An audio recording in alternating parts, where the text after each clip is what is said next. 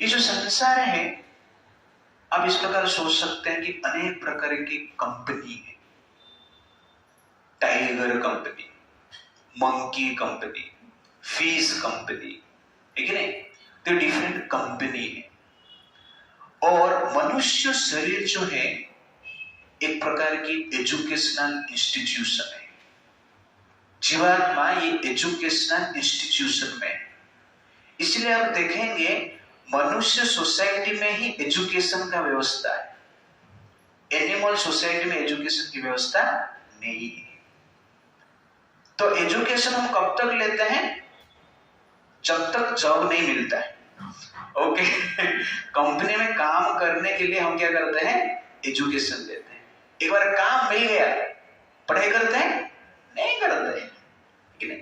तो ठीक उसी प्रकार मनुष्य शरीर जो है एजुकेशनल इंस्टीट्यूशन है, और इसके भीतर जो जीवात्मा है पढ़ाई करने के लिए आया है, स्टडी करने के लिए आया है।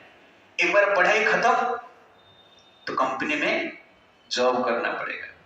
जैसे कि पालघर में, बोईसर में बहुत सारा कंपनी है, मेडिसिन कंपनी और डिफरेंट फैक्ट्रीज है, तो उसमें काम करने के लोग इच्छा करते हैं, इसलिए पढ़ाई करते हैं। स्पेशल केमिकल इंजीनियरिंग, फार्मेसी लोग करते हैं, जैसे कि फार्मेसी कंपनी में, फार्मास्यूटिकल इंडस्ट्री में कुछ जॉब मिलेगा। तो ठीक है उसी प्रकार ये मनुष्य शरीर एक एजुकेशनल इंस्टीट्यूशन है, और जीवात्मा यहाँ पे स्टडी कर रहा है। स्टडी मतलब एक प्रकार की लाइफस्टाइल जी रहा है अपने इच्छा से। कौन सा सब्जेक्ट मैटर आपको स्टडी करना है? फिजिक्स पढ़ना है, केमिस्ट्री पढ़ना है, बायोलॉजी पढ़ना है, मेडिसिन स्टडी करना है, कारपेंटर स्टडी करना है, आर्किटेक्चर बनना है, आईएएस बनना है, आईपीएस बनना है, वो डिसीजन हम लेते हैं। लेकिन जो स्टडी करेंगे वो कंपनी में आपको क्या मिलेगा? जॉब मिलेगा। तो ठीक उसी प्रकार जिस प्रकार की लाइफस्टाइल हम इस जीवन में जिएंगे, मनुष्य शरीर में जिएंगे, नेक्स्ट लाइफ में उसी प्रकार की एक कंपनी मिलेगा, उसी प्रकार की एक शरीर मिलेगा। और जिस प्रकार जॉब मिलने के बाद जॉब ही करना पड़ता है ना, बाघ का शरीर मिल गया तो जॉब करना है। क्या करना है? मारो और खाओ, है कि नहीं? किलिंग एंड ईटिंग, यही जॉब करना है। ओके ना? वैसे पोलर बेयर का शरीर आपको मिल गया तो क्या करना है? खाओ और सो जाओ, ठीक है ना? और कुछ नहीं। वैसे आपको मान लो वृक्ष का शरीर मिल गया तो क्या करना है? कुछ नहीं करना है, बस खड़े ही रहना है जीवन भर। वो कंपनी, डिफरेंट जो शरीर है वो एक एक प्रकार की कंपनी है, और अपना स्टडी के अनुसार, लाइफस्टाइल के अनुसार वो कंपनी में हम एंट्री करते हैं। इसीलिए हम जब चेतना को भगवान के लिए हम यूज करेंगे, और मनुष्य जीवन में हम भगवत स्टडी करेंगे, गीता स्टडी करेंगे, कृष्ण को जानने के लिए कुछ कार्य करेंगे, तो कौन सा कंपनी में जॉब मिलेगा? कृष्ण की कंपनी में जॉब मिलेगा।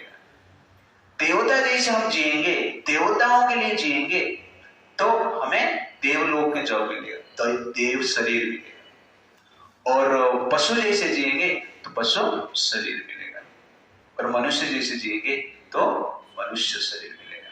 तो कहने का अर्थ है ये जो शरीर है एक एजुकेशनल इंस्टीट्यूशन है, और इसमें आपको चॉइस है कि क्या स्टडी करना है, और उसके अनुसार व्यक्ति जो कि शरीर छोड़ता है, एजुकेशनल इंस्टीट्यूशन छोड़ता है, कॉलेज छोड़ता है, तो कॉलेज में कैंपस सिलेक्शन करने के लिए आते हैं ना, आजकल आप देखेंगे, ओके ना? इंटरव्यू लेते हैं, बाद में सिलेक्शन करते हैं। तो वैसे ही मृत्यु जो है हमारे लिए क्या है? कैंपस सिलेक्शन का टाइम है, डेथ इज एग्जामिनेशन कहते हैं, इंटरव्यू का टाइम है। तो उस समय पे दो प्रकार की इंटरव्यूअर आते हैं, एक यमलोक से आते हैं, उनको यमदूत कहते हैं, और एक है वैकुंठ लोक से आते हैं, उनको विष्णुदूत कहते हैं। दोनों इंटरव्यू आप कर लेंगे, दोनों नहीं लेंगे, जिसके लिए आप एलिजिबल है वही कंपनी आएगा आपके पास, ओके जब यमराज को पता चलेगा ये यमलोक जाने के लिए रेडी है, ये भौतिक जगत में ही रहना है इसको, तो उस समय पे कौन आएगा? यमराज आएंगे, यमदूत आएंगे। और वैकुंठ जाने के लिए हमारा स्टडी रहेगा, इस प्रकार हम स्टडी करेंगे, तो वैकुंठ का इंटरव्यू आएंगे, कैंपस सिलेक्शन में वो कंपनी के लोग आएंगे जो कि आपका इंटरव्यू लेंगे। इसलिए आप कौन सा सब्जेक्ट स्टडी कर रहे हो, that is very very important. इसलिए भौतिक स्टडी कर रहे हो आप केवल शरीर के ऊपर ही ध्यान दे रहे हो, शरीर का पोषण, शरीर को भोग करने के लिए हम जी रहे हैं, तो अंत में हमारा जो परिणाम क्या होगा? इंटरव्यू कौन लेगा? कौन लेगा इंटरव्यू? यमदूत लेंगे, यमराज लेंगे। और जब कृष्ण का सब्जेक्ट मैटर हम स्टडी करते हैं, इंटरव्यू कौन लेगा? विष्णुदूत लेंगे। तो इसलिए आप रेडी रहिए कि आप किसका कंपनी में ज्वाइन आपको करना है। तो वायु जिस प्रकार गंध वहन करके लेके जाता है, तो ठीक उसी प्रकार एक जीवात्मा इस लाइफ का जो विचार है, कंसेप्शन है, वहन करके जाता है, एक शरीर में प्रवेश करता है। इसलिए आप देखे रहेंगे 9th चैप्टर में भगवान कहते हैं, यान्ति देवव्रता देवन पितृन यान्ति पितृव्रता भूतानि यान्ति भूतेच मदयाजेन अभिमा। तो भगवान कहते हैं जो देवताओं की पूजा करते हैं देवलोक में जाते हैं, जो भूत प्रेत का पूजा करते हैं भूत प्रेत का लोक में जाते हैं, जो पितरों का पूजा करते हैं पितृलोक में जाते हैं, और जो मेरा पूजा करते हैं मेरे पास आते हैं। इसलिए जो मनुष्य शरीर मिला है, आपके पास चॉइस है, क्या स्टडी आपको करना है, क्या पढ़ना है। इसलिए मनुष्य शरीर वेरी वेरी इंपॉर्टेंट। यहाँ पर फ्रीडम ऑफ चॉइस है, आपका क्या स्टडी करना है, ये ही चॉइस आपके पास है। जिस सब्जेक्ट मैटर का आप चॉइस करते हो, उसी प्रकार के जनरली हमें शरीर मिलता है। इसीलिए जो मनुष्य शरीर है, हमारा कॉन्शियसनेस को ट्रांसफॉर्म करने के लिए मिला है।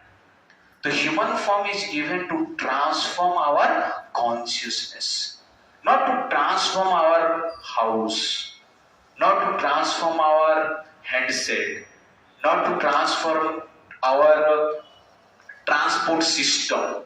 सब कुछ ट्रांसफॉर्म हो गया है। पहले बुलक कार्ट में लोग जाते थे, आजकल क्या है? व्हीकल हो गया है।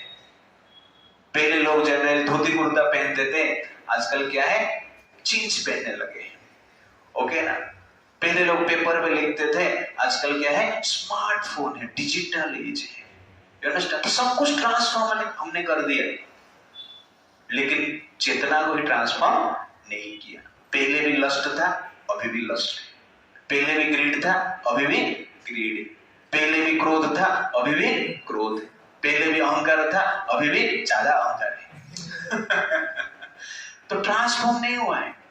तो human form is given to transform our consciousness, not just to transform the matters, material facilities. Therefore, human form is there to transform our consciousness, not to transform our material comforts and other things. We upgraded everything, but not consciousness. Therefore, human form is there to upgrade our consciousness. We upgraded everything, but we degraded our consciousness. Therefore, we have to upgrade our consciousness. Human form is given for the upgradation of consciousness, not to upgradation of comforts. इसलिए प्रभुपाद जी कहते हैं, at the time of death, the consciousness he has created will carry him on the next type of body. If he has made his consciousness like that of a cat or dog, he is sure to change to cat's or dog's body. And if he has fixed his consciousness on godly qualities, he will change into the form of a demigod. And if he is in Krishna consciousness, he will transform to Krishna Lord in the spiritual world and will associate with Krishna clearly.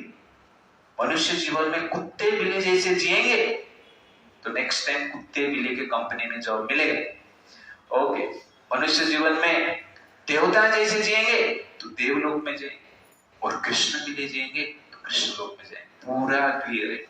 इसीलिए ये जो जीवात्मा है, चेतना को वहन करता है, और चेतना के अनुसार हमें क्या मिलता है? शरीर मिलता है। प्रभुपाद जी कहते हैं, just as we have born with certain consciousness, prove that we have prepared for this state of mind in our previous life. तो सबका चेतना अलग है। यहाँ पर आप जितने बैठे हैं, यहाँ पर सबका चेतना क्या है? अलग है। कभी सोचा मेरा ऐसा क्यों चेतना है? एक माँ के गर्भ में संतान उत्पन्न होते हैं, 4-5 संतान होते हैं, लेकिन सबका चेतना क्या होता है? अलग होता है। कभी सोचा है सर? क्योंकि वो चेतना के लिए हमने लास्ट लाइफ में प्रिपेयर किया है। इसी प्रकार जनरल हमारा चेतना का डेवलपमेंट होता है कि ये लाइफ में हम किस प्रकार जी रहे हैं। तो मनुष्य जीवन एक चॉइस है, चेतना को अपग्रेड करना है या डिग्रेड करना है। तो ये चॉइस के साथ हमें चॉइस को जनरली हमें सीरियसली लेना है और उसके अनुसार जीने की प्रयास करना है। प्रभुपाद जी कहते हैं The subtle body which carries the conception of the next body develops another body in the next life. This process of transmigrating from one body to another and struggling while in the body is called karsati or struggle for existence.